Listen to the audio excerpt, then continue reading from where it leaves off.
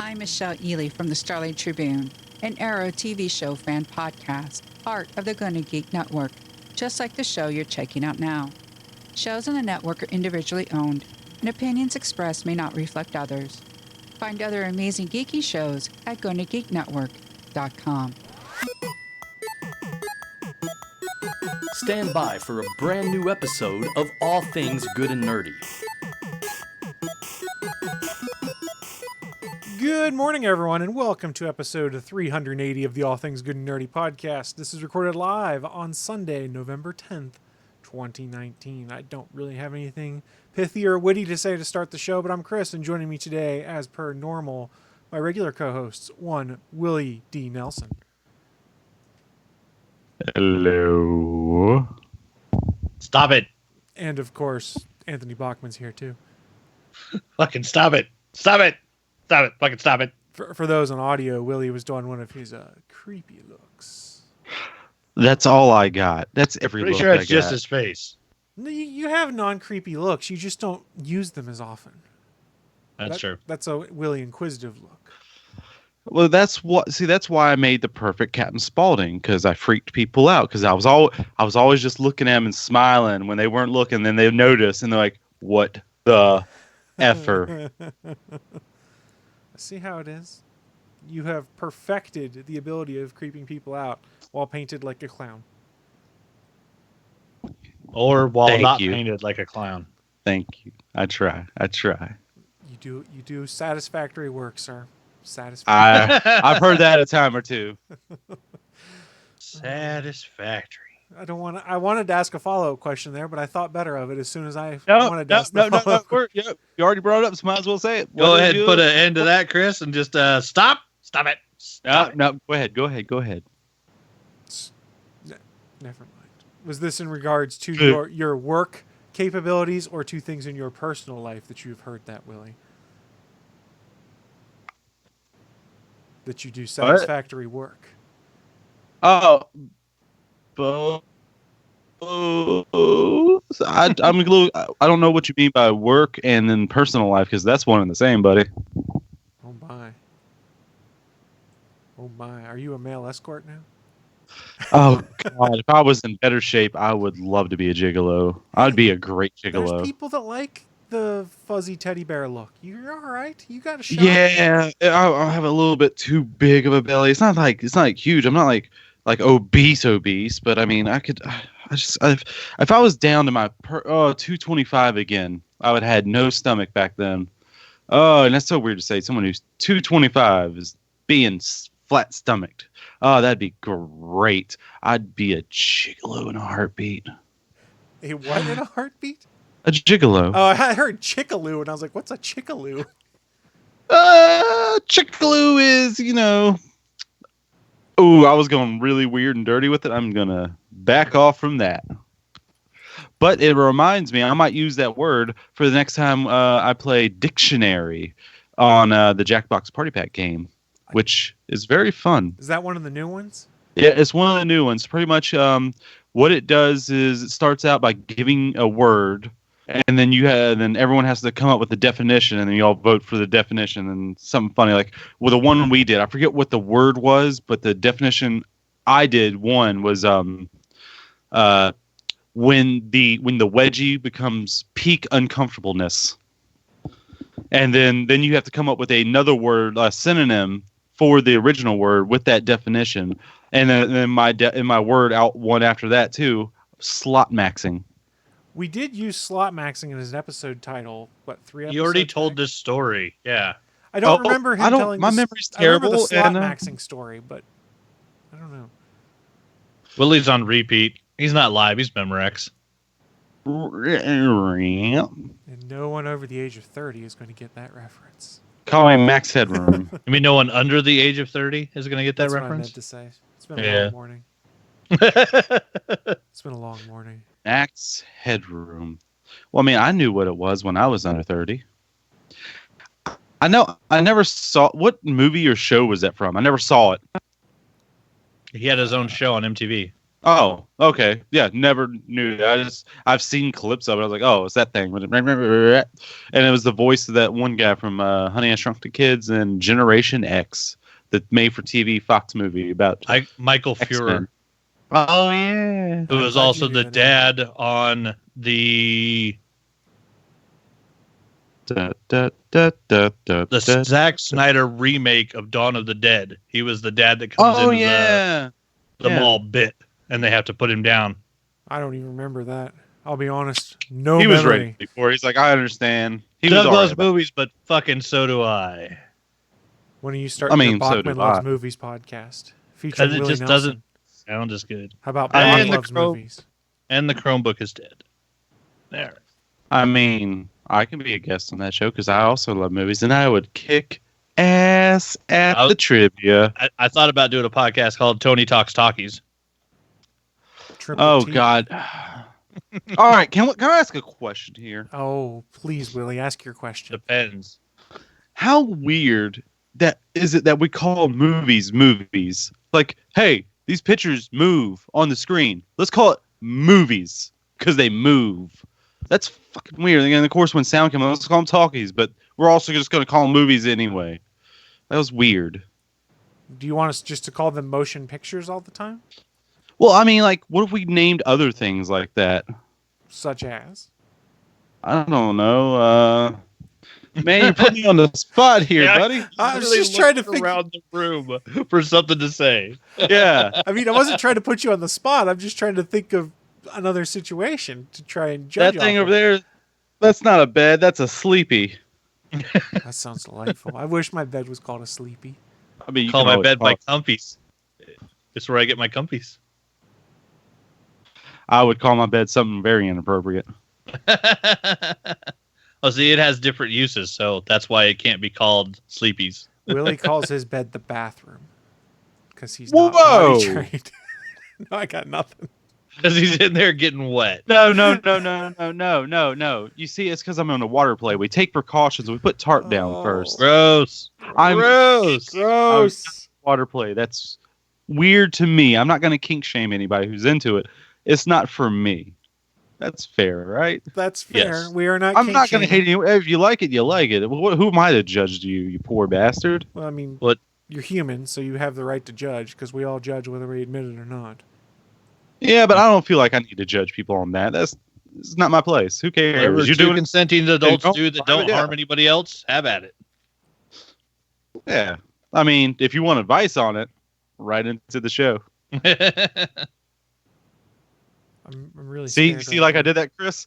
I did. And can I move into another segment right quick? Like, Willie, what segment are we moving into then? I have a new crush of the week. All right. I'm not a savage. I'm just creepy. Fair enough. Yeah, I have a new crush of the week because in the pre-show we talked about how I watched Return of the Living Dead again earlier in the week, and then we watched a documentary afterwards, and there was an actress in there named Jewel Shepard. She in the documentary, which was about like I think maybe made 10 years ago or something, but even recent pictures now, like she still looks like in her 30s or something. It is ridiculous. Yeah, Jewel Shepard, crush of the week, looks amazing. She was not the chick that got nude in Return of the Living Dead. She was not the main girl who was the girlfriend of the guy working in the warehouse. She was the other girl. And if I remember correctly, also one of the first movies that Doug Benson was in as an extra. Return of the Living Dead? Yeah, he's in Return of the Living Dead, Blade Runner, Zombie? Moonraker. Yeah, I think he's a zombie in 2 or 3 scenes. I know he's in Blade Runner. Yeah, because he just did the Doug Benson movie. He did a bunch of movies where he was showing films, and the movies that he chose to show were all the ones that he was an extra in. I guess Apparently, he did a lot of extra work in the 80s. He had to have been a zombie, right? Yeah, I'm guessing. He was also on Friends. Like, he actually did some work as an actor before he got big into stand-up comic. All right, controversial opinion here. Friends is overrated. It's not controversial. It is overrated. I mean, Shut I've your never whore mouth. seen it really. I never watched it. All right, Scorsese, keep talking shit about stuff you haven't watched. I don't give a shit about these 20 or 30 something year old people just living the perfect life. I don't give a flying fuck?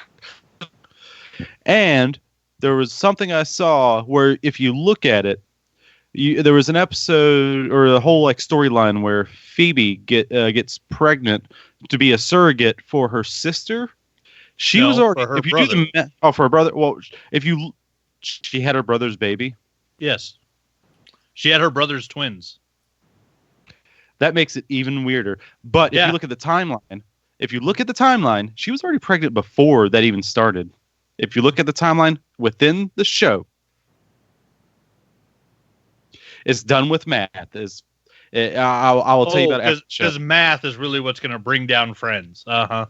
Yeah, because it led to the fantastic line of Giovanni Ribisi inside Central Perk yelling, "My sister's going to have my baby!" Which was fucking hilarious. Math can ruin a lot of things. It can even ruin the Cosby Show. Now, if you want to talk trash about Friends, you talk trash about the fact that Aisha Tyler is the only black person in New York City according to 10 years of Friends. She's the only black person that shows up on that show in all of New York. Wait, I thought Ross was made an honorary black guy. No, that was a joke. It wasn't because it wasn't funny. I laughed. So, Willie, you're saying you didn't get your Netflix subscription just to watch Friends like a lot of people did of a certain age? Oh, it's on Netflix now? I gotta For cancel now, that. until the rights run out, and then I think it goes to AT&T's service? I can't remember. Or HBO service. It's one of the ones that got bought for HBO Max. Oh, God. Why is it called? That's the terrible name. It makes me think of HBO and Cinemax are going together. You know, you said literally the exact same thing last week when we did a deep dive on HBO Max. I'm on repeat. Didn't you hear Bachman earlier? Jesus, get your head out your ass, Chris. I was just making sure that you understood the gravity of this situation.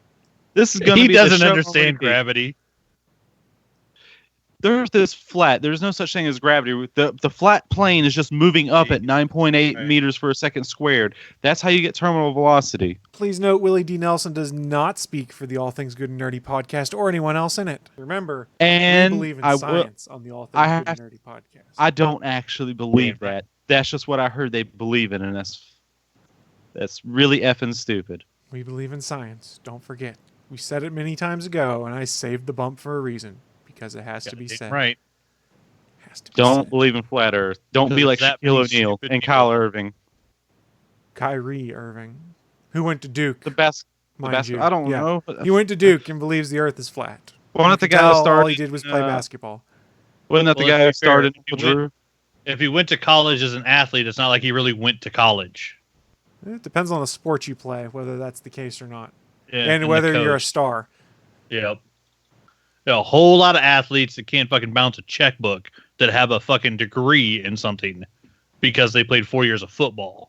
Doesn't mean they actually fucking ever went to class. Well, let's be honest, though. Most people don't know how to bounce a checkbook because you don't learn life skills like that anymore. Yeah, how to pay taxes. No. The sun is this many miles away from the Earth. I saw that same meme you're talking about. Yeah, I saw it. It's a great one. It's like, how do I do basic, life stuff that we all have to do? We don't need to teach that in school. But you know what? We do have to have this grand debate on whether or not we should teach, evolution or creationism in school. That's only if you're in Alabama. They're still doing that stupid shit. I don't think it's just Alabama. I think there's a couple other stupid places too. Yeah, Mississippi probably is in there too. They're the trash cousins that like to sleep with each other. Wow. I've heard some when I lived in Alabama. I'm talking about the governments of Alabama and Mississippi, not the actual people of. You guys are great. But the governments, they need to pull their head out their ass, just like Chris. Look, when I lived in Alabama, I went to my last 2 years of high school there. The joke was, in regards to the education system, thank God for either Mississippi or Missouri, because if it weren't for them, Alabama would have been number 50 in public education rankings. It was pretty bad. It was pretty bad. Mean, my mother's side of the family is from Alabama. I will state that. So I got some Bama in me. You got some Bammer in you? I got some Bama in me. Some Bammer? You're a Bammer? I wish it was some Louisiana so I can talk that Creole. That'd be great. Yeah. I'd be talking like Gambit. Give me some of that gumbo. That's really bad. That's really bad. You don't bring me on the show for good interpretations, do you?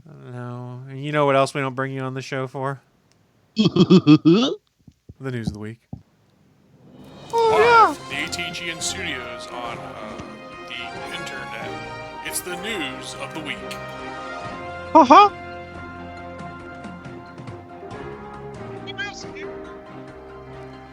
Well, if Willie's done trying to make it so that Disney sues us and gets us banned in China, well done. Well, no, that was Mickey Mouse. You're okay. It wasn't Winnie the Pooh. If it was Winnie the Pooh, we'd be banned in China, but we already are because of adult language, I think. I've been trying to clean that up. Have you noticed? I can't do Winnie the Pooh, but I can do a great oh, great. This show's going to be another bad one because I'm here. I can do a great Eeyore. That's pretty good. You sound like the owl. That's pretty good. Is that what you're going for? The owl? I can't remember. Is the Owlsley? I don't remember his fucking name. Oh, damn it. I didn't mean to say the F-bomb. Willie's trying to clean it up, and he I've been trying. I'm making an effort. Well done, sir. Well done. I approve. I failed. No. I failed. And what else you I treat me as approve of such is the news of the week. It's that part of the show where we run down what's in our minds some of the most interesting, geeky, and or nerdy news to have popped up in the past week. And share sounds with you good. Push guys that button again. Who are watching live or listening at a later date. So I got to hit the I'm button. kidding. I'm kidding. No. I'm kidding. Live. You didn't want me to hit the button? It's okay. It's okay. Now, Willie, you didn't exactly have news for us, but you do have some early gameplay impressions on a game that came out, what? A little over a week ago. Halloween Day. It came out on Halloween. Oh, dear. Yeah, I know. Luigi's Mansion 3 came out on Halloween this year. And I've got some playtime into it finally. I made some time as of yesterday. Wow, it was only yesterday. But yeah, got some good playtime in it. I got my little vacuum ghost sucker thing. Got my flashlight to blind them. And I've gotten pretty far into the game, relatively far for playing for one day. I would say more than most. I even already got to the ability to make Luigi, which is a new mechanic in the game where you can pretty much plop out a goo version of Luigi to get into certain places. He can go through grates and stuff, and you can control him. And if I heard correctly, I haven't tried it yet. But you can also have two players playing at the same time, where one person is Luigi and one person is just Luigi. Interesting. Luigi doesn't work with water, right? That breaks him up or something like that? I found that out, and then there's one room where you have to get a gem or a jewel, whatever they're called, and I don't understand it because there's just a river of water coming through, and Luigi's the only one that can get in the room. It's the women's room, so yeah, you can't get into it. It's a women's restroom, I should say. Sorry. My. And Luigi goes in there, and it's just one toilet overflow. Hold on a second. If I remember correctly, you go into the men's room, and then you can go through a grate to get into the women. There's no urinals in the men's room. There's no differences. Why didn't they just make them unisex bathrooms? Nintendo, you messed up. Because then you'd be able to easily get in there as Luigi, and it would take the puzzle element out of play. Are you saying Luigi is a female? I'm saying Luigi allows you to be able to sneak in, whereas for all we know, there's something that prevents Luigi from going in. I did not try and put a gender on Luigi or whatever you say. But I can tell you, there's this one moment in the game that I love. This whole puzzling part of it. There's like a security cop ghost that has the special key, and he phases through his little security door, and the key doesn't go through him, and you go get the key, and there's 4 different shops within this hotel. Oh yeah, that's another thing. Let me tangent right back to that. It's not a mansion, so I don't know why it's called Luigi's Mansion 3 when you're in a hotel. Not a mansion. Probably just for naming consistency, so that people would expect the next in the franchise. That's my guess. Going back to it. Yeah, so you get the key, and there's 4 different shops in the 5th floor, I think you're on, or 3rd floor. I can't remember exactly. But the key is they're like the head of the key, or not the head, the opposite end of the usable part. I can't remember words of key. These key head parts doesn't matter. They all have like suits of playing cards, and and each of the 4 rooms have a certain suit that you have to go in as Luigi because they're all shut down, locked down with like bars and whatnot. So as you like shops do, you close down the little bars. So it was Luigi, you go in there, and he keeps the key with him. And then you have to solve things and suck up ghosts. It's awesome. It's great. So that puzzle is probably my favorite so far. That whole going through all the 4 rooms and finally going to the boss ghost and beating the security guy who you have to fight as Luigi. Now, usually you have 99 health as Luigi.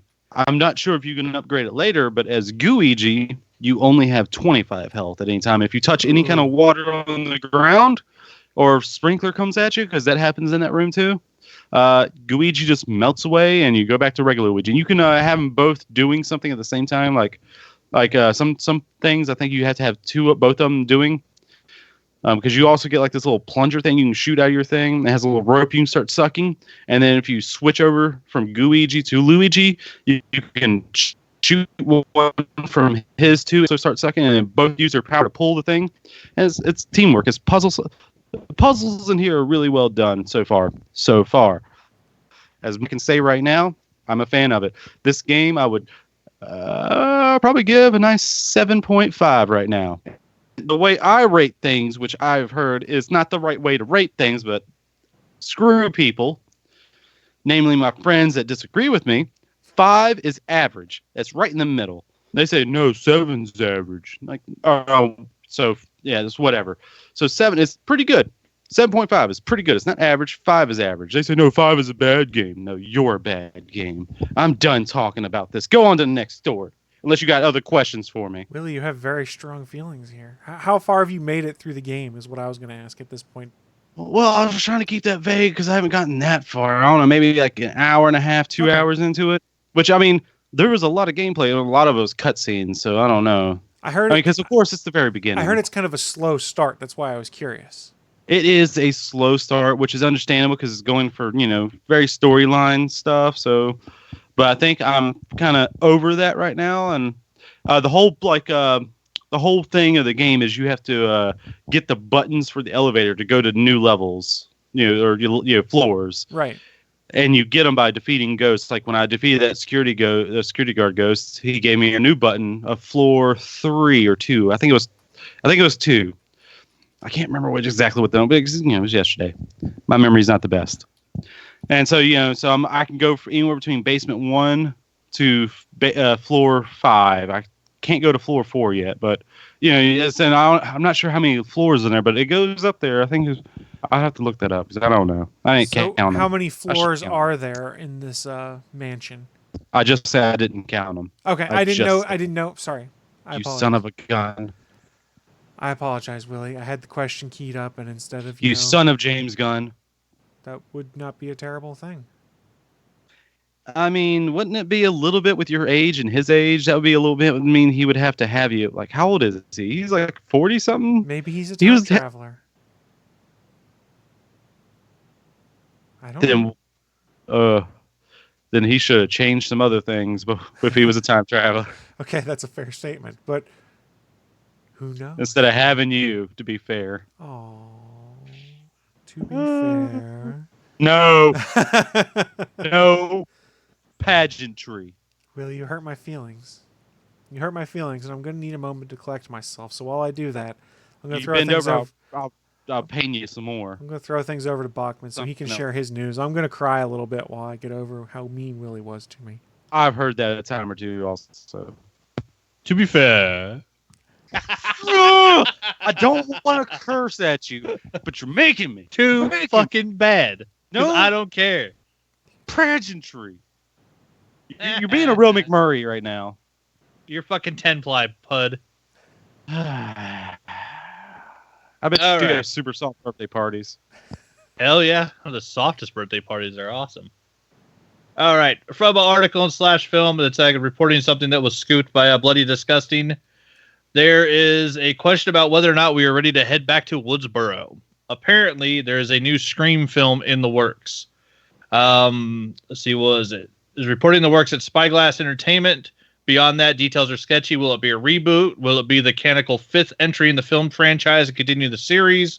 And who is going to direct now that Wes Craven has departed us? And also, I looked up the actual Bloody Disgusting article, and in there they actually mentioned as well that the writer Chris Williamson is not involved as well. So Wes Craven's dead, who directed all 4 films. The whole reason these things are awesome is because Wes directed them and Kevin Williamson wrote them. Kevin Williamson wrote like every great slasher film in the 90s. And he's not involved either. So I'm not really sure what the fucking point is. But, I mean, more Scream could be good. There's been a lot of changes to the horror genre and different, franchises that they could basically poke fun at and change the rules on now. So it's definitely possible. Like Wes Craven, changed up the game big time. When he did Nightmare on Elm Street, he changed the game. When he did Wes Craven's New Nightmare, he changed how horror was viewed. And when he did Scream, he changed how even fans of horror viewed horror. So someone else could, it's possible someone could step up, take the reins, and do another, crazy twist on the horror genres and all the different franchises. But in the meantime, all we have is that when all the Harvey Weinstein crap happened, Dimension Films lost the rights to everything. So Spyglass, which is part of Lantern Entertainment, bought all of the horror franchises that they had, and so they have the option to redo Scream, and it looks like they're also looking at rebooting Hellraiser, who I don't know if any of you guys know. It had like 8 or 9 films. Like Hellraiser had a lot of direct-to-video movies that nobody knew about. That some of them were actually pretty good. Some of them were garbage, but there's some crazy ones in there. Excuse me, but yeah, after 4 films and 2 seasons of a TV show on MTV, it looks like we might be getting another Scream movie. But yeah, I don't know. Without Kevin Williamson's involved, like, I can understand, okay, Wes is dead. We can't get him to direct. Like, that's kind of a given. But the fact that they want to bring back Scream and Kevin Williamson doesn't want to have anything to do with it, that makes me think either he's working on something really cool, which would be great, or he doesn't see the point in going forward with the series that he created.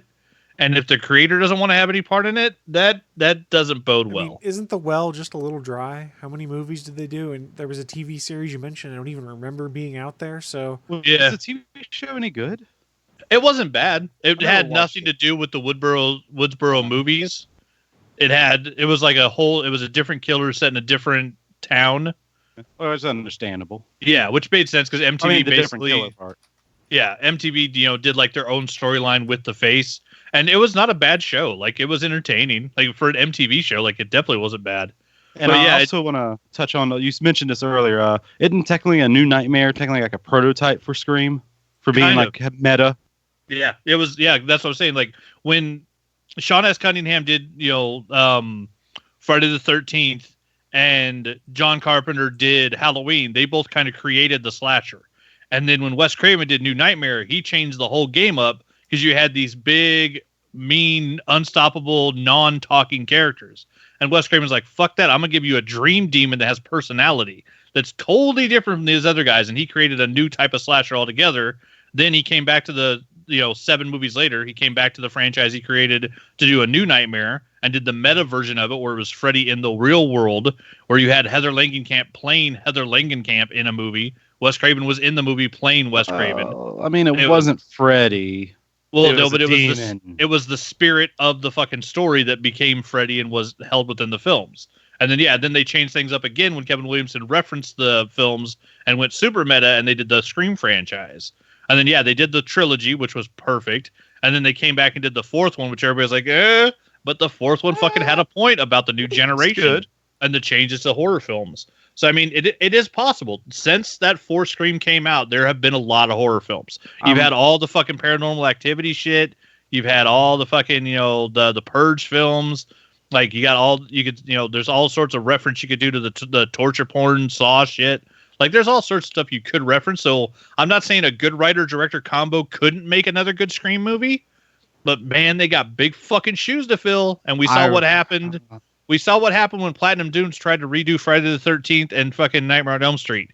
Both were massive failures. Which is disappointing because Jackie Earle Haley actually looked pretty damn good as Freddy, and it seemed like his he portrayal did. was good too. Yeah. Well, He did, my and he did opinion- fine, but it's the same thing as stepping into big ass shoes. Yeah. He was trying to fill Robert Englund's shoes, and I don't think they set him up for failure. Like that's all it really was. Unless unless that movie was perfect, horror audiences were gonna hate it. Well, my opinion on that movie is there's one big mistake they did with the Nightmare on Elm Street reboot is they should have made Freddy innocent. I know I'm repeating this because it's the repeat episode, but they should have just made him innocent and, kind of made him justified and trying to, well, not justified, but, more justified going. That would have been a better story. That's not Freddy. That would have been a better Freddy story was than a child murderer. Like it would. Yeah, well, you know what they meant. They just couldn't say it. They wanted to do the other thing, the worst thing, but they were like, the studios were like, we can't do. Actually, that. they did. They That's pulled too back. far. They pulled back on the molestation thing in the original because there was a molestation case in the news in the 80s. Yeah, they had a very specific reason for pulling back on Freddy being a child molester as well as a killer when the first movie came out. Well, I mean, technically, isn't every year there's that going on? Sadly. Yeah, but it was Very also back sad. in the 80s, pre-internet, and there was a big deal because it had happened at a school, and like a bunch of teachers were being accused of child molestation. So it was nationwide news at the time. You're right. It probably hit national news. I It's can not admit when the I'm- same as like when something hits Twitter for 6 hours, everyone forgets. Yeah. If it's big enough in the 80s, hit national news, then they keep hammering it in on the news cycle because it's public interest and it keeps people watching. That's the cynical part of me saying that. It's a terrible story, but there's a It was reason why also they keep- it was pre-CNN, pre-24-hour news time. So whenever you turned on the news, you heard about it. Yeah. I don't really think we need a reboot or a continuation of this, but hey, maybe it'll put asses in seats and people will care. I wonder what Martin Scorsese thinks. I wouldn't mind a reboot if it's done well. Like, if it's like done with that whole to it, I wouldn't mind it. But I don't want. But if they do it well, I can be all right with it. It depends on how well it's done. If you get an original script and an original director that has a good idea and says, okay, this was how they went meta on these movies in the 90s. How do we do that and reference all the movies now? And they do a good take of it. It could work. Like, it definitely could work. It could also be a colossal fucking failure. Like, it's going to be one or the other. The meta-ness in the original was actually subtle too. It wasn't like in your face, like this is meta. Yeah, it was the first time. It was the first time a guy in a horror movie said, "Don't you know the rules?" Yeah, like they laid out a history of horror films and said, if you watch all these movies, you know how to live through a horror movie because you know the rules. All right, yeah, so it was the first time they did that. For someone to do a change of that magnitude now, like it has to be a damn good script. All right, from the rest of this episode, we're going to have a Jamie Kennedy appreciation. The Mask 2. Malibu's Most Wanted. Yeah, let's. All right, I'm back, bitches. I told you I'd make a movie. Let's just do it. Yeah, let's just go with it. Don't forget the Jamie Kennedy Experiment TV show. Oh, there you go. Oh, yeah, I did forget about that. Where the whole point was like, I'm not a big actor, so no one's going to recognize my face. What's the real question? When Ghostface asked him, what's your favorite scary movie? What was his answer? Oh, you're going... My memory. Terrible. Duh. Showgirls. Absolutely terrifying. Showgirls. Oh, God. Can we just talk about that the pool sex scene for a second? No, we don't need to. Kyle MacLachlan, what the hell, man? Why'd you agree to that? I mean, Jesse Spano, I can understand, but Kyle MacLachlan, that is his name, right? I'm pronouncing that right? I think so. Oh, he just wanted to have Elizabeth Berkley bouncing on him for a couple of hours while they were shooting that scene. Hey, at least he was good in Agents of S.H.I.E.L.D. He was pretty good at Sky's dad. Yeah, he was Daisy's dad. He's also the damn good coffee guy from Twin Peaks, isn't he? Yep. Yeah. I thought wasn't he the main guy? Yeah, he's the original FBI. Whatever. Yeah. Okay, He's been in all sorts of stuff. He is a really good actor. Never watched Twin Peaks. Yeah, Me he was. neither. I just know the reference. He was Hyde. He was the version of Hyde in the Marvel universe. That 70s show? No. No. Not that Hyde. Telling you, the government's going to make a car. It's going to run on water. Water. Or, my favorite line was from Red Foreman is like, why don't we have flying cars? They promised us flying cars. Red Foreman I'm is my still saying favorite. that. I mean, he was also good in RoboCop. Oh, he's Kurtwood My Smith. He's good in favorite everything. my favorite line in that movie of RoboCop was when he came into that guy's room, and I'm sorry, I'm gonna be cursing again. It's like, bitches, leave, and they left. Yeah, he was great. That people forget that he was a badass gangster in RoboCop, and then was Eric Foreman's dad. I fucking love that guy. And he was a Kurtwood badass Smith. dad. Yeah, Kurtwood Smith was great. No, my favorite part ever was when Hyde asked him, "Have you ever put your foot in someone's ass?" And he's like, "Once in Korea." Well, I mean, And he just gets this dark fucking look on his face. I'm pulling one up time. Kurtwood Smith's IMDb, and the dude's still doing tons of work. He's been in The Ranch as not a regular, but recurring. He's done like 12 episodes, it says. It's best. It's awesome because he's the pothead neighbor of fucking perfect. Sam Elliott and the kids. So he's the guy that got cancer, and so he smokes a bunch of weed, and they keep going over to his ranch. They end up buying it from him when he leaves. But yeah, he's the pothead neighbor on a show that has fucking Ashton Kutcher on it. It's awesome. That's awesome. He did an episode of Suits in a guest starring role. He was on a show called Perpetual Grace Ltd. I've never heard of it. He did an episode of Future Man, which I haven't gotten to yet because I'm way behind on that. TV show called Patriot. He did a regular show. He did Agent Carter. I forgot he was in Agent Carter. Holy crap, this dude's been in everything. Beware the Batman. He was Commissioner Gordon in that cartoon. Yeah, Kurtwood Smith stayed working since 70 show. Like that boy's he does work. Yeah, I'm just back to 2010 right now and all of his stuff, and I've skipped over some of it. A lot of TV series. Oh, and this voice is so work. much better. Hold on a He's second. mute. Yeah, We couldn't hear him. Hold on a second. Okay. Hold on a second. Okay. You said he was Commissioner Gordon? Yes. Oh my God, that would be so great if he's just standing there talking to him and Batman disappears and he just looks over like, I hate it when you do that, Batman. You dumbass.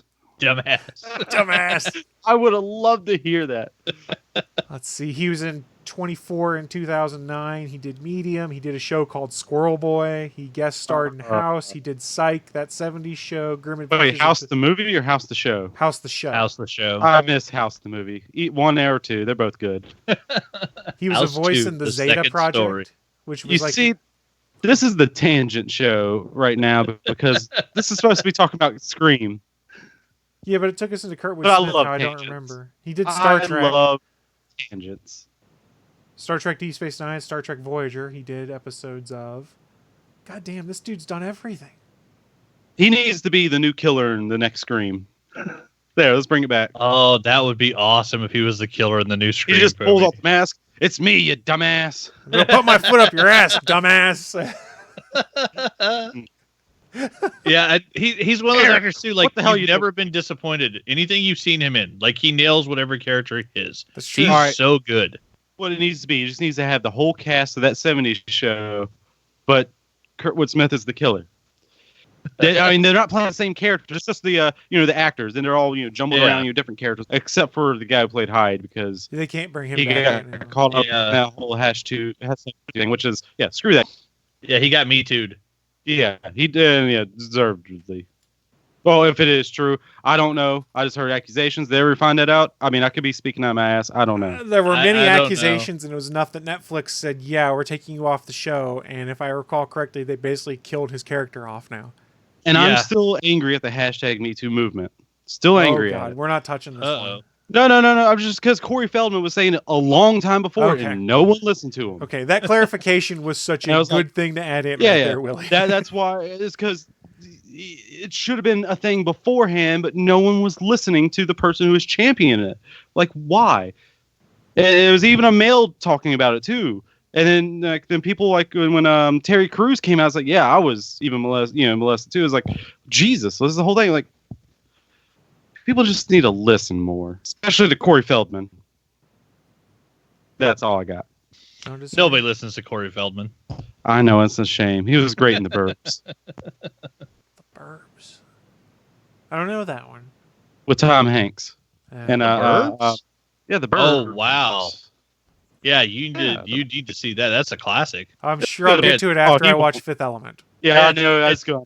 It's Tom Hanks, and he's married to Carrie Fisher, and their neighbors are the world's spookiest people that they think might be eating people. Oh dear Lord. Yeah, it's fantastic. kinda It's cool. it's a whole show about being like suspicious Movie. of your neighbors, or yeah, Interesting. movie about being suspicious of your neighbors when this new family moves in.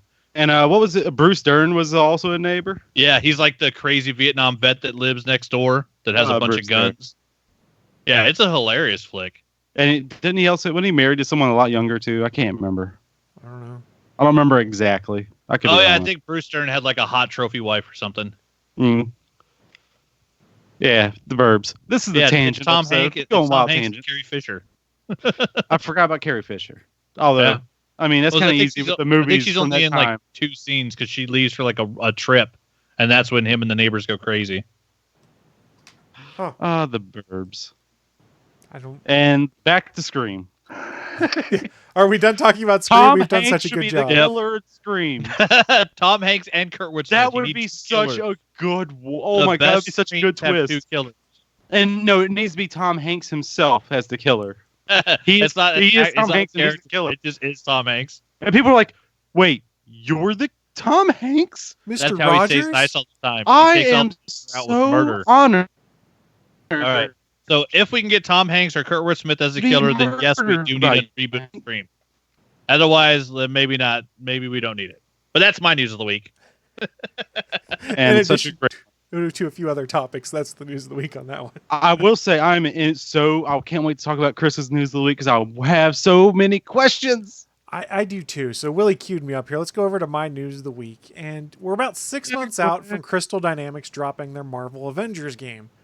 It's an action-adventure game, they describe it, and there's been some questions as to what characters you'll be able to play as. So we know from the previews and the trailers, the team consists of Captain America, Iron Man, Black Widow, Thor, and the Hulk. We do know there will be other characters available, let me get to it, Willie, such as Kamala Khan, aka Ms. Marvel, and Hank Pym.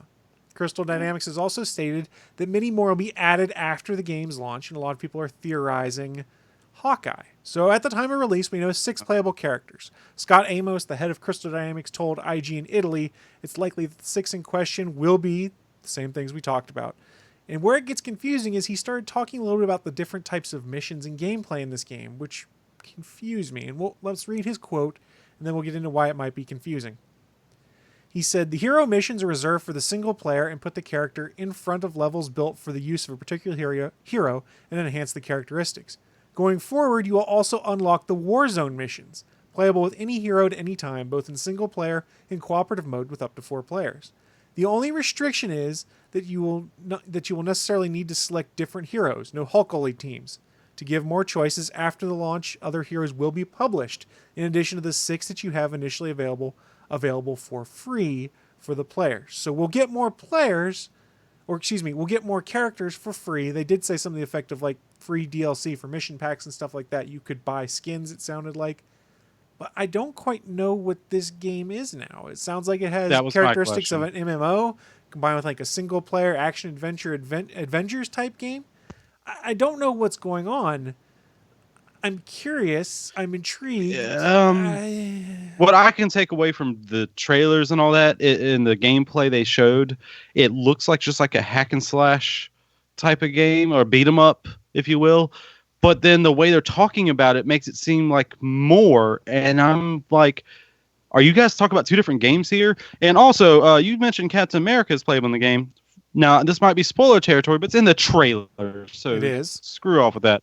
Captain America dies in the first mission. So Well, it's a comic book game, so death doesn't necessarily have yeah, to stay. I know. I mean, Trust there me. is I know that. he's coming back. Yeah. He's going to be all Hail Hydra probably. I'm just kidding. I don't know. The double Nazis. I mean, I don't know what exactly the game is, like we were talking about. It sounds like it's a combination of MMO, RPG with single player stuff because they showed during some of the trailers and some of the gameplay footage, like you level up skills, you level up your character, you can go through the skill tree and make a super dynamic long range attacking Iron Man, or you could rescope him and make him be a brawler or something like that. So is it like is this- Diablo is like a Diablo 3 kind of game where there's co-op elements you can play if you want, and there's multiplayer-ish missions? I don't know. know. It sounds interesting. I don't know how to best describe this, and that's how you hear both Willie and I are just kind of like, it looks interesting. I don't really know what it is, though. I mean, I can only take from the gameplay. It only looks like a beat 'em up. That's what it looks like. Are they gonna have like open worlds like later on, like you can traverse New York City? I don't know this, but the way they're talking about it, looks like it's gonna be a lot more grand. I was like, this does not sound like what you showed us. So what's going on here? Show us more. It's this is Square Enix, right? It's Square Enix, but it's Crystal Dynamics that's doing the work. Yeah, because they own. Yeah, Square Enix owns it. Yeah, the that same makes sense. folks that did the Crystal Tomb Raider Dynamics. games. Yep, and the reboots too, didn't they? Yeah, they did the reboots. Did they do the updates of the originals? I wasn't sure on that one. I know they did the reboots. Well, they did the originals. That was Crystal Dynamics. Was it? Okay, So, I don't know. I believe so. I'm not 100% on or EDOS. Or were they It was owned by Eidos EDOS that then? did it originally. Eidos. I don't know if Eidos is Crystal Dynamics or not. That can't be the right one. I think it's EDOS. This I don't can't be the right way to pronounce it. It starts with an E. Like it's Ubisoft, not Ubisoft. I've heard it both. Yeah, but no, that's you pronounce a U like a U. It's Ubisoft. Whatever. All right, it doesn't matter. It doesn't matter. So I don't No think more tangents. I don't think the game is open world, but it's open world inspired, if that makes sense, because the way they described it is you've got the helicarrier that's like your central point. That's where you get missions from, and you can do what is a single player mission where you go off by yourself, or what they're calling the Warzone missions, where you select any hero you want and you can choose to make it cooperative, and there's multiple Warzone missions across the globe. But I don't think it's a matter of, say, like Spider-Man on PlayStation, where you're Peter Parker, you're swinging through New York and you go, oh hey, there's a crime, I'm going to go and stop it that I see on my way to doing something. So I think you're still choosing to deploy to certain areas to fulfill an objective versus happening upon an objective and completing it through the world. Does that make sense? Not really, but from just I know. I mean, it makes sense, but just not from the gameplay I've seen. They need to show a little bit more, just so I can understand. So what you're saying is, when I'm Iron Man and I'm heading to a bridge that's collapsed and I can't stop to rescue a kid's red balloon? Thank God. Yes, you can't get the red balloon. You know what I wish you could do? I wish you could just shoot that damn kid for always losing his mother effing balloon all the time in Spider-Man the movie game 2. Yeah. Or Spider-Man 2 the movie game. But yeah. It's like shooting the hostage, take him out of the equation. Just shoot the kid. No more lost balloon. I thought Death Stranding was going to be the most confusing game that was coming out, because all the trailers, I was like, I don't understand this game. What is this game? I still don't get this it. is sounding. Yeah, I don't understand the title even. Kojima is very weird, so I can just let that slide. I mean, he got Mads Mikkelsen, he got Norman Reedus, he got even Guillermo del Toro in there, so I can't be too angry at him. Right? No, right? I don't think so. Did you say Gilmore? Guillermo del Toro. I was say, yeah. You need to put a little Spanish on that. Not Spanish. I'm not from Spain. All right. That don't matter. His name's still not It's Gilmo. my name. That's my name. So going over to Death Stranding for a second, because this is another game that confuses us. It's a legit tangent. Wikipedia, just the basics. The game is set in the United States during the aftermath of a cataclysmic event which caused destructive creatures from a realm between death and life to begin roaming the earth. I thought we were talking about Avengers. The story follows Sam Bridges, played by Norman Reedus, a courier tasked with delivering supplies to the fractured and isolated colonies that remain, and reconnecting them via a wireless communications network. So it's described as an action game set in an open world which includes asynchronous online functions. Now, what I saw on that in an interesting review was that if I build something in my world, it may show up and say Willie's world as he's going. So like people were building bridges or started a bridge and didn't finish it, and say Willie could then happen upon it and build said bridge. Yes, Willie, you've got something to say. So it's Norman Reedus and ghosts are coming to the world, right? So the title of this game could be The Walking Dead, because you walk a lot in the game. Yes, and there's dead things. It's The Walking Dead. I suppose that could be the case, but this is another example of one of those games that we're not quite sure what it is when it's coming out, but it's Kojima, so I know a lot of folks are interested. It's his first game doing since he split from Konami, so there's a ton of interest. That's the way you want to call it? I mean, fired? Yes. I was trying to be more polite. And it is actually interesting because it's on PS4 now, but it is coming to Windows in 2020, they said. So if you don't have a PS4, you still have a chance to play it. So there's that going for you at least. Doesn't say when exactly in Windows. Wikipedia says Q2 2020 is when it will come And out. it's exclusive for until PC because Sony did back him Yes. for the game. They should have hired his company, is what they should have done for a first part. That would have been a big get. So I guess the question is, if you're Kojima, you can kind of get away with having a game that's weird because that's what the expectation is. People go in with the expectation of, hey, I may not fully understand what this game is about for like the first half of it that I play. And from the trailers I see, it just looks like a weird, strange trip.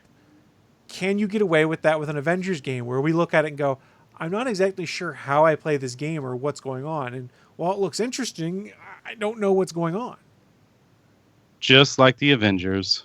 Well, I mean, another thing to consider with the Avengers game is we also have another 6 months before it comes out, and it could very well be that they're just saving a little bit more to reveal until after we get through this holiday season. Fair, I guess. I mean, I also want to see more about the Final Fantasy VII remake because I'm actually interested after the last little gameplay footage It looks really good. I was not interested till I saw that, and I was like, oh, okay, I kind of get it now. Before that, I didn't care. I was like, whatever. I don't. It has that new real-time fighting, hacking. It has that going for like Final Fantasy 15. I don't really care for that. But then I saw this trailer. I was like, oh, okay. And they actually said you can actually play it in like turn-based too. And I'm curious on that as well. I'm just interested in the game now. That's all I'm trying to get at. Final Fantasy VII remake. Because they can't come up with a better idea than something that came out over 20 years ago. I'm also interested because they've made it sound like it's going to be broken up into specific episodes. They're breaking the game into like 4 or 5 like 3 episodes. Or 3, maybe that's what it is. I think so. I'm not sure. So, the first episode is just the Midgar. Yeah, that's all it is. My question is, if I buy the disc-based game when it comes out, does that give me the next episodes, or am I buying each set of episodes? Is it like the same model as like the Guardians games from Telltale, where you buy the season pass with episode 1 on disc basically and get the rest, or am I buying each episode on Sony's? I'm gonna guess that it's gonna be each individual game because they said this one is going to be a full-fledged game, like just the first part. They're separating that, so. I'm gonna guess it's just gonna be a full price individual game because has that length and has that, and they built enough into it from what they said. I'll agree with them. I just can't wait to see a cross-dressing Cloud again. Yeah, that'll be interesting. I can't wait to see that scene in it. Oh my god. Oh, and what's that guy's name? The guy, the boss they go to. His name in Spanish, or in English, I guess, is the Spanish name. It means Mr. Horny. I remember that. I forgot that. And it's hilarious. Yeah, so it'll be interesting. There's a bunch of games coming, but Avengers and Death Stranding, I don't really get yet. But Death Stranding, I haven't looked at sales numbers, but the early reviews have been fairly favorable, and people have been talking about how it's a weird, strange trip, and they didn't quite get it until like halfway through the game. I don't know. I know you do a lot of walking, so there could be some jokes made about that, similar to what we've done with The Lord of the Rings. Walking Dead. Or like Willie said, it's just The Walking Dead, but with no zombies and ghosts instead. It's a walking simulator with ghosts. Walking Dead. I see what you did there, Willie. I see, and I'm sure the rest of the audience does too. Mm-hmm. Well played. Scud, like stud, but Scud. Right. Because before The Walking Dead, Norman Reedus was in a Blade movie. Oh, okay. Where his name was that. Scud. Didn't remember. Was that Blade 3? Yep. That's why. Oh, God. The one with Triple H and Ryan Reynolds. Wait, I think it was the third. Or was it? And who was the girl? No, he was in the second one. He was in Blade 2. Oh, you said the third one. So that's why I went over there. Yep. So it was with Ron Perlman. Yeah, he was in the one with Ron Perlman. Nice. The one directed by Guillermo del Toro. And Donnie Yen. Brought it back. Well done, Willie. Well done. That being said, looking at the time, we do need to start shutting this thing down here in a few minutes. But before we do that, each week we do a little segment called What I'm Into. It's our chance to share with you guys who are watching live or listening at a later date just what kind of geeky and or nerdy things we've been getting into so that maybe you'll want to check them out yourselves. So I will share first, and I wish I was getting into a ton of stuff. I'm really not.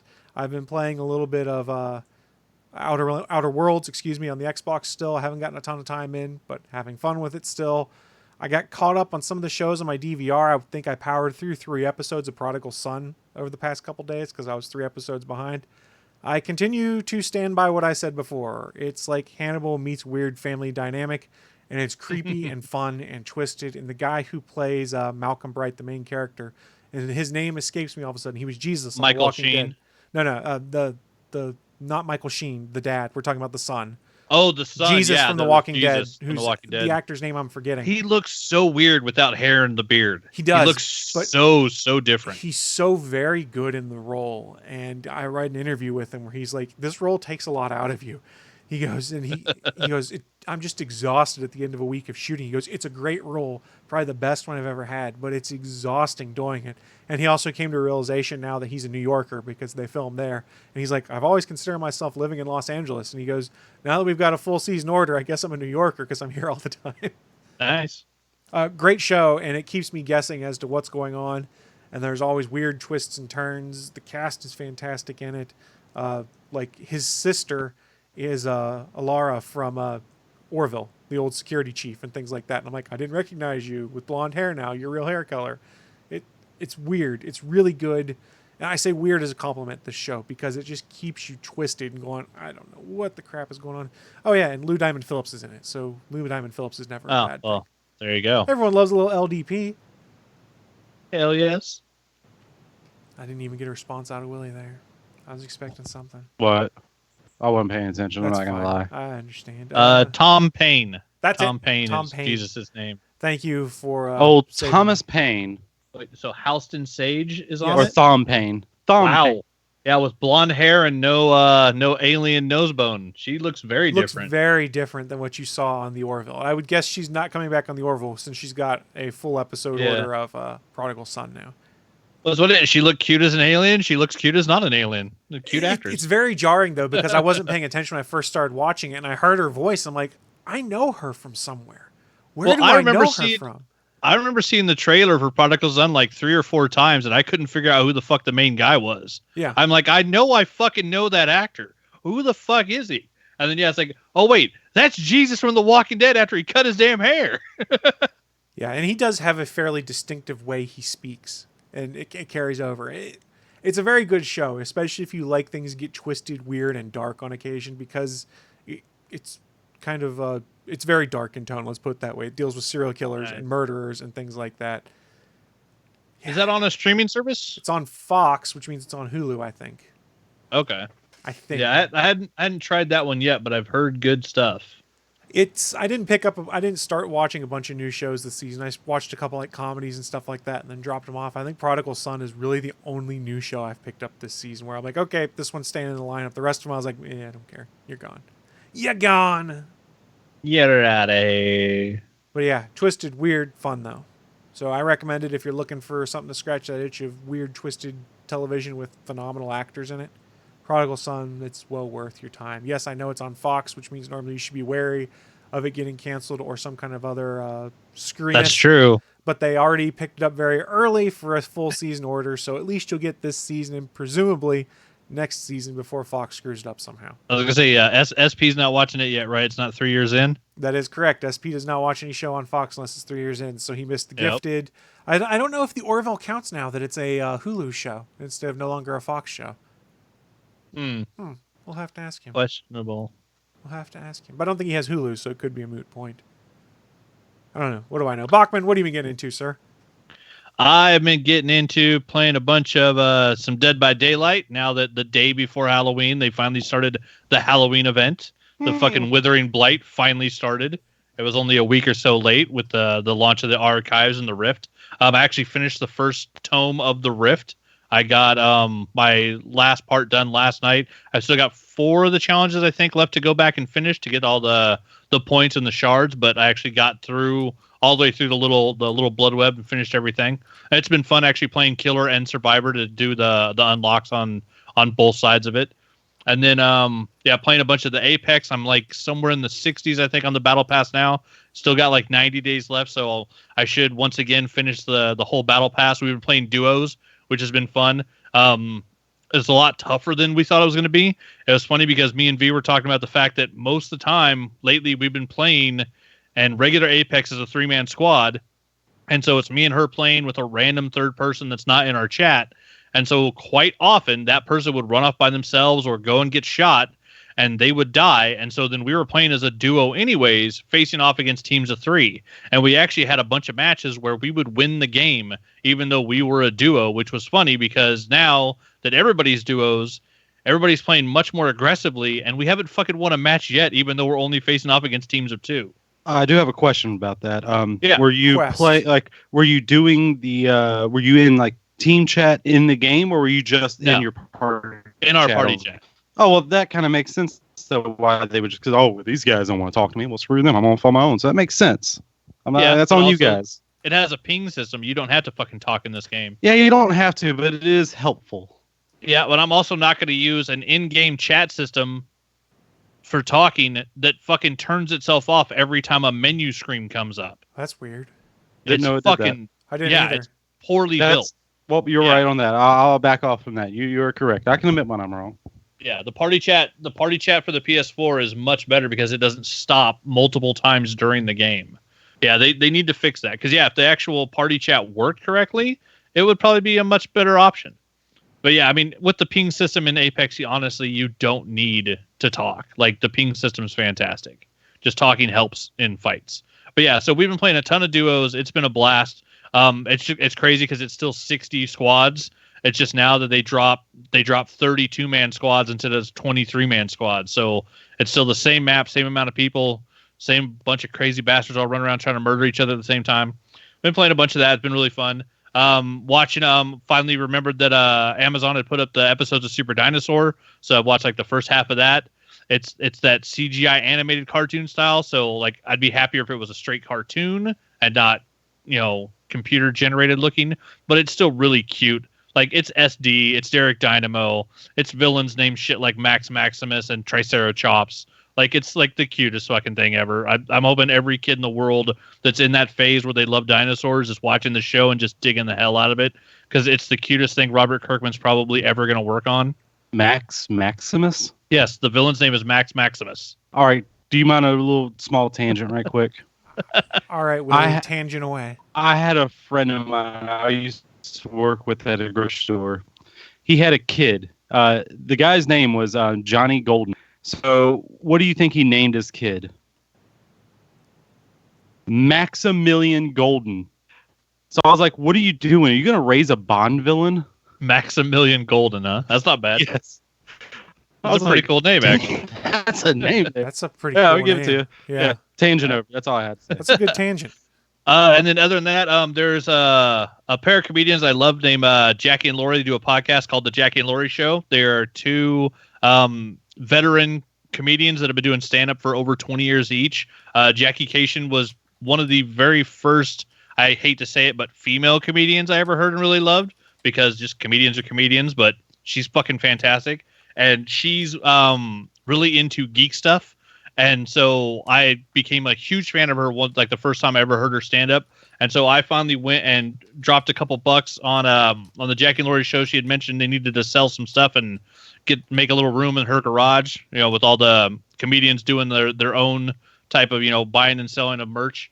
And so, usually they're carrying merch to shows and selling it there, but not many people come to Liquid Laughs here in Boise. It's not like a huge club. I think Jackie was here like a year or two ago, so it's been a while.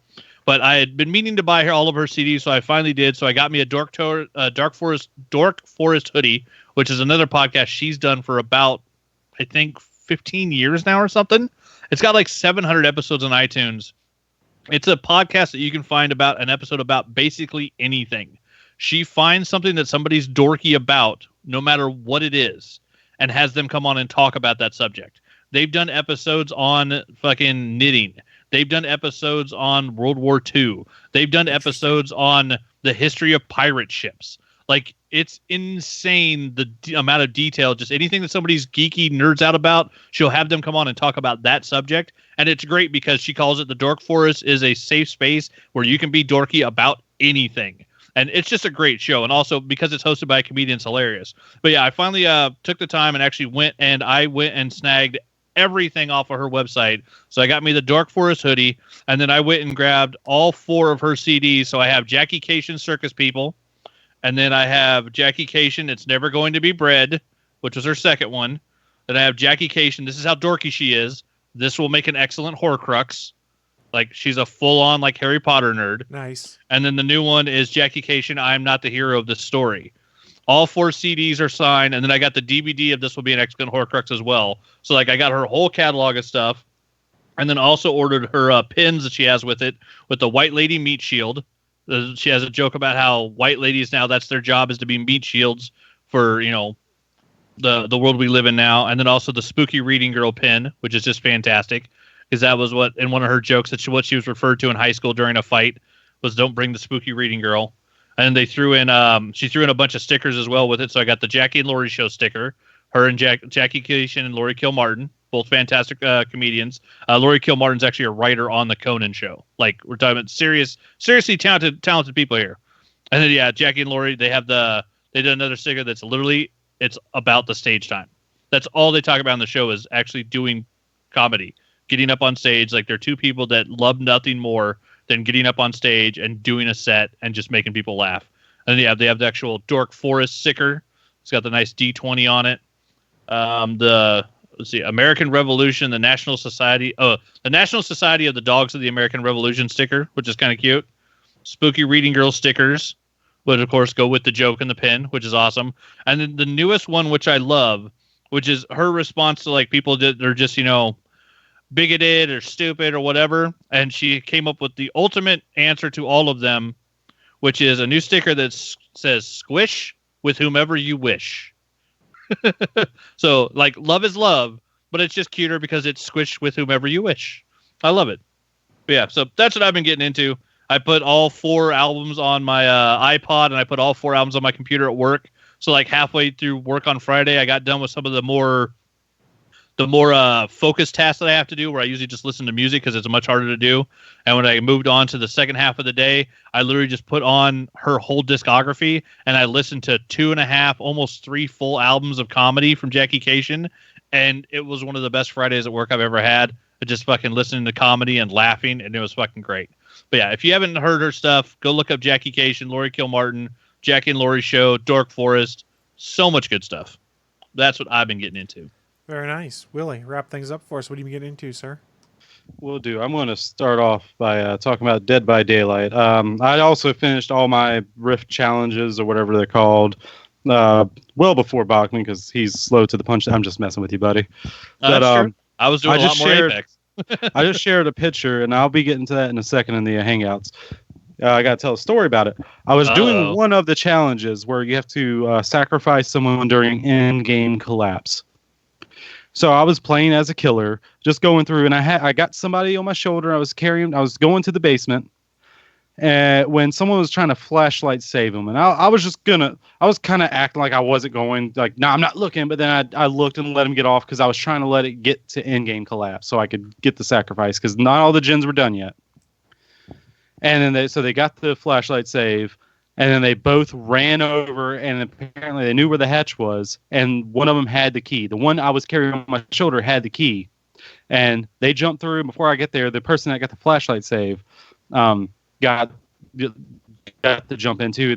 And I closed the hatch, because there were still 2 other people in the game, which I guess when I closed it, it starts in-game collapse, which is means you only got 3 more minutes to get out. And luckily, both doors were kind of close together. So I actually got to sacrifice both people. So I got the thing. Afterwards, the person who got the flashlight save sent me a message. And you can see it on the Hangout. I can show that for you guys if you want. Oh, yeah, go for it. Go. So he says, ha, ha, ha. And I was like, okay, cool. Yeah, I was looking. I saw he was the one that got the flashlight save, because it wasn't the one who had the key. But he was the one that escaped. So I was about to send a message saying, oh, that was a sweet hatch escape, or key escape. But before I could even finish typing that, he says, I blinded you, the letter U, I should mention, and you dropped him. I was like, oh, okay. So I changed my message to, well, I was about to respond with something nice, but I see you're just an ass. Because that's what he was doing.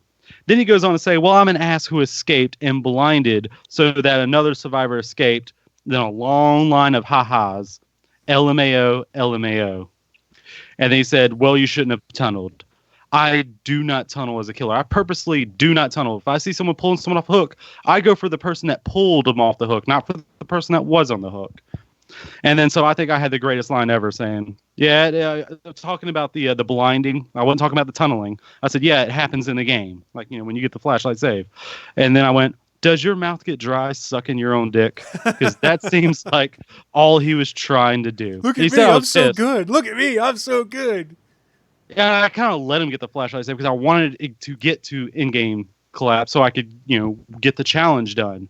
Yeah, so doing certain challenges makes it hard in the game because you're doing certain stuff and people will give you shit about it. It's like, well, no, I'm actually trying to fucking accomplish something in the game.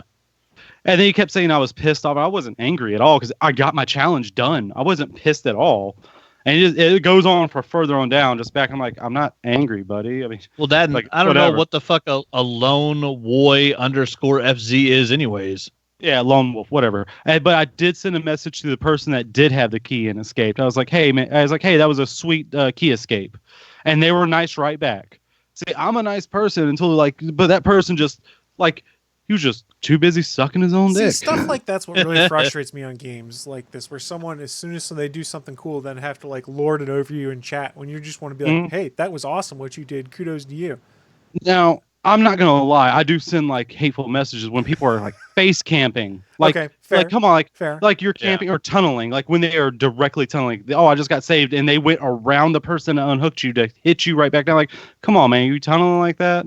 Now, if they just slug you and then go after, then I understand. That's kind of hedging your bets a bit. I understand, but they just pick you right back, put you right back on the hook. Then they're kind of jerks. I mean, it is something you can do in the game, and it's not really frowned upon, but it's kind of what you would call in the biz a dick move. Yeah, no, it's frowned upon, and the game is actually designed to make the killers go away from the hooks. They get less blood points if you stand there and face camp. They don't care. They've actually designed the game to make it to where hooking multiple people multiple times gives you more points as a killer. Actually, you do not get less blood points. It just doesn't let you. It takes away your points for pipping, for the pip up in ranks. That's all it does. It doesn't take away blood points, sadly. I thought it was the blood I could points be wrong too on in that. the radius. Yeah. I could be wrong on that. I'm not 100% on that, buddy. But yeah. So I don't tunnel. I don't do that. So when they say I do that, I'm like, you're just wrong. Although there could have been two people with the same exact skin, so I could have gotten confused. I'm not sure. But it's possible. Yeah. So that happened, but I did finish all that. I'm currently in tier 21, I think, of out of 70 of the battle pass type thing. So I'm getting up there. It's going to take a long while because I can't do any more.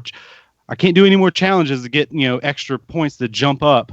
So I just gotta worry about just leveling up, which takes a long time. That's gonna be forever.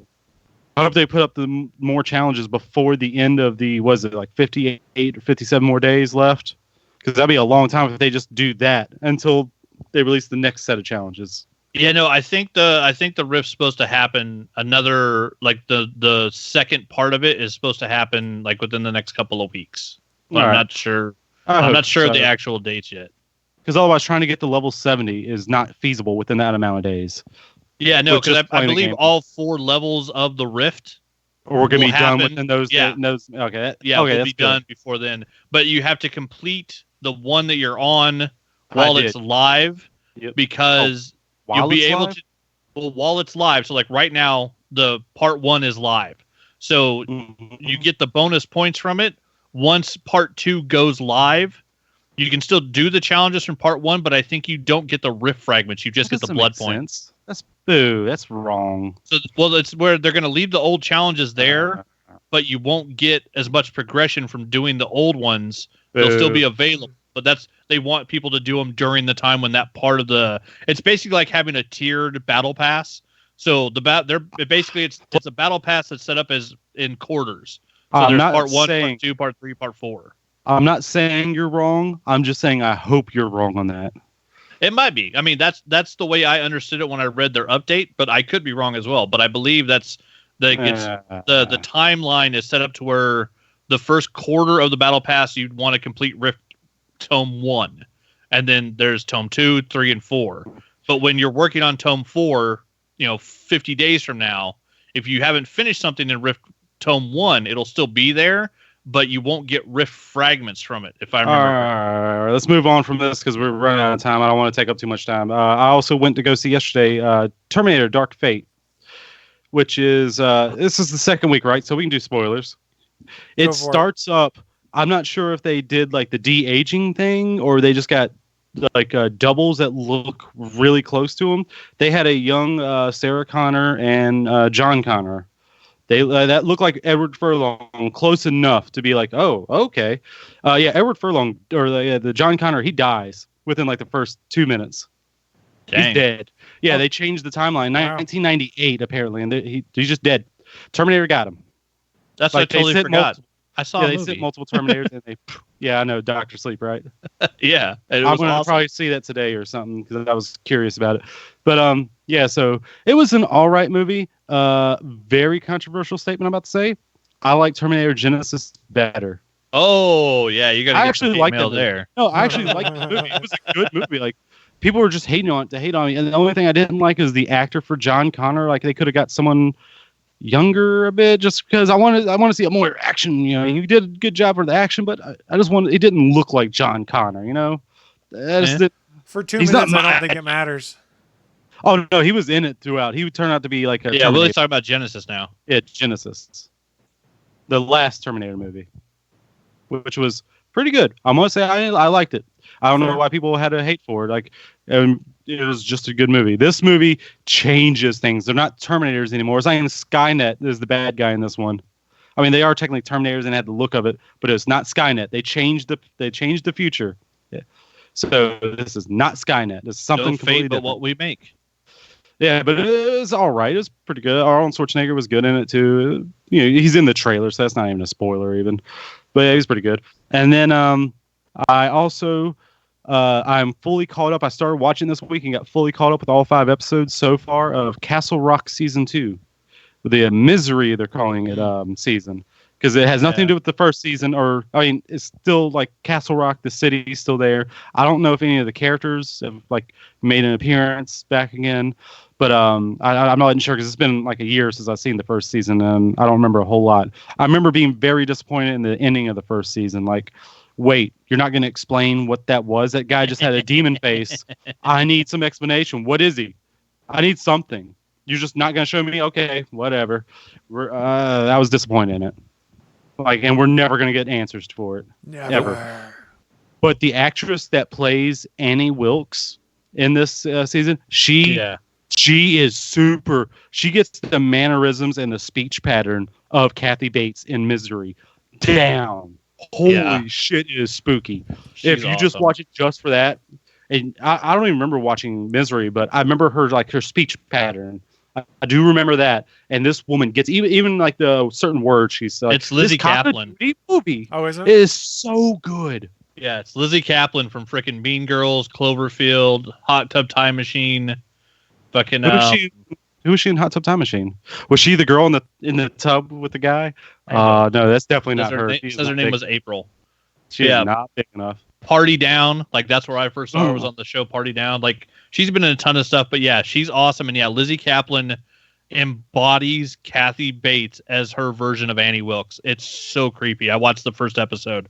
It's so good. I'm fully caught up. I had a theory I had. I'm not gonna say what it is, but I had a theory about her and her daughter, and I was a little bit right and a little bit wrong. Not gonna lie. I knew I had a couple of different things of where this is going, and I was like, and I think one of my things was right. And I was like, okay, I had a theory about that, and I was right.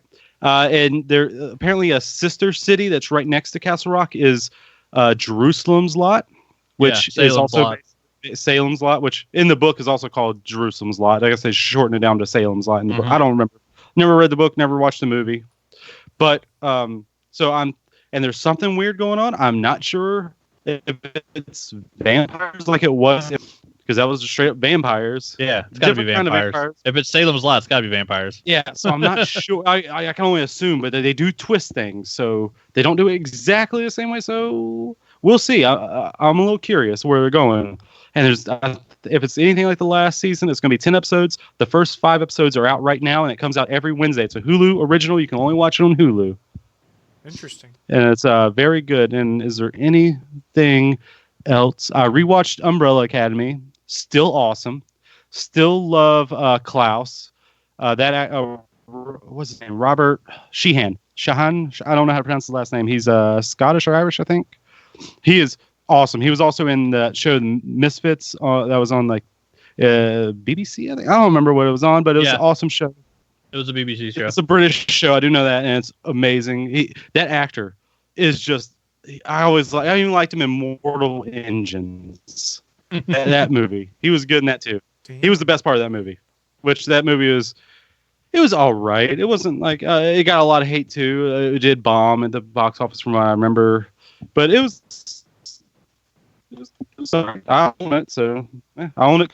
Remember, support what you like, and I like movies. I want them to make more movies. Stop pirating movies, please. So that's how I support. And I'm done. Chris, I need to step back in and say, because I did see a movie. I saw Dr. Sleep. Mike Flanagan deserves all the accolades. He co-wrote the screenplay based on the Stephen King book. He directed the movie.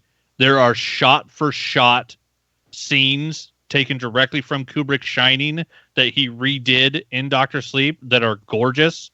The characters are awesome. He made the movie creepy as fuck, and it's worth seeing on the big screen. It is so good, but it's also super vicious.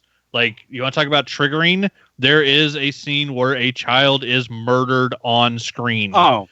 And basically, like, his essence is absorbed by vampires. Like, it's super creepy. Vampires. Well, psychic spoiler, vampires. Man. Psychic vampires. But I was going to say it today. No, I don't want to. It's literally like seeing a kid get murdered on camera. Like, it is super creepy, but super well done. I was enthralled for the whole 2.5 hours. It does not seem like a long movie. And Ewan McGregor as grown-up Danny Torrance fucking kills it. He's so good. And then, what's her name? Is it Kylie Curran? Yeah. The little girl that they got playing Abra Stone, who is actually becomes the main character of the story.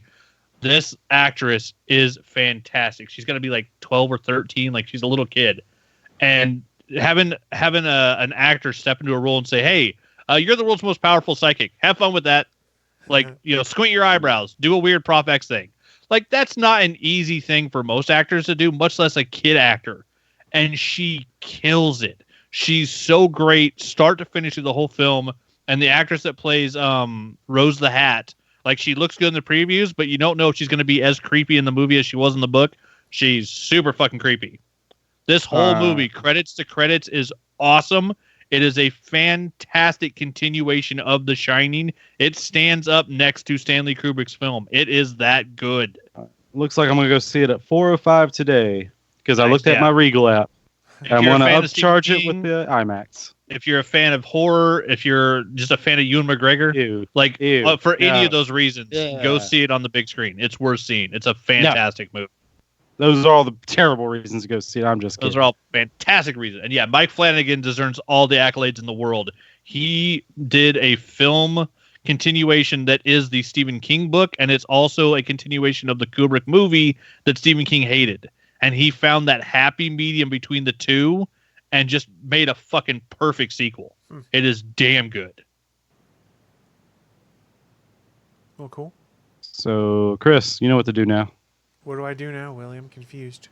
I said you know what to do now. I don't know what to do, Willie, and you can't tell me what to do because you're not in charge of me. So stop telling me what to do. Here's what I'm going to tell you. I'm going to tell you what to do. You call me a dick and you end the show. That's what you're going to do. Tell him how to live his life, Willie. Well, everyone, thank you so much for joining us this week. I should remind you that Willie Nelson is a dick as we wrap up the show because he gets what he asked for. I give the people what they want. Don't forget, we do this live every Sunday at 11 a.m. Eastern, 10 a.m. Central over on Geeks.live. That is the official streaming home of the Gonna Geek Network. And we'll be back with more shenanigans next week. But before we shut this stream down, do you guys have any final thoughts for us? Anything? Titties. That was a final thought. I got exactly what I asked for there. Thank you, Willie. There you go. And There you thank you go. to everyone who did join us this week. We will see you all for the next round of shenanigans. Bye, guys. Shenanigans. Thanks for listening to this brand new episode of the All Things Titties. Dirty podcast. Don't forget, we'll be back next Sunday live at 11 a.m. Eastern, 10 a.m. Central over at live.atgnpodcast.com, channel 3 of the Alpha Geek Radio app, and over at our network home at gonnageek.com/live. If you have any feedback for the show, please contact us atgnpodcast@gonnageek.com, on our hotline number at 304-806-ATGN, or even better, go to Twitter and send us a message at ATGN Podcast. The music you've heard in this show is produced by Kevin MacLeod and can be found at incompetech.com.